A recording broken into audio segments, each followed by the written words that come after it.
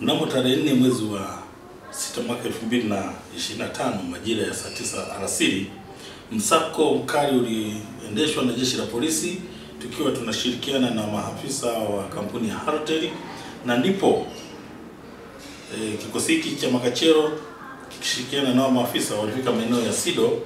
katika jiji la Mbeya, ndipo waliweza kuwakamata watuhumiwa wakiwa na vyuma vya minara ambavyo ni typical pieces,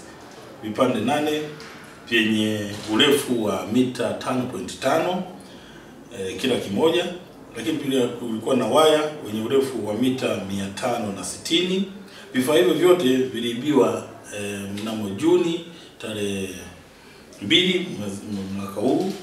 na katika ufuatiliaji ilionekana vifaa hivyo viliibiwa vikiwa katika eneo lililokuwa limekwisha bainishwa na kampuni ya Halotel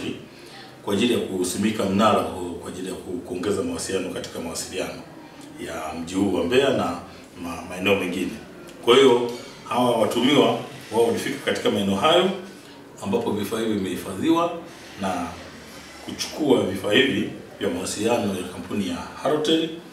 na wakawa wameviweka kuvipakia kwenye gari namba T607 DJC aina ya Scania lori mali ya Adam Selemani Mwakitusia, wakiwa sasa katika harakati za kuandaa vyuma hivi na kuvisafirisha kupeleka Dar es Salaam. Ndipo kikosi chetu cha Makachero kiliweza kuwakamata na kuwafikisha katika kituo cha polisi kwa ajili ya mahojiano zaidi, kwa sababu wamerudisha nyuma juhudi nzima za kampuni, lakini si kampuni tu, na serikali kwa ujumla katika kuwaletea wananchi mawasiliano ambayo yanarahisisha shughuli za kimaendeleo.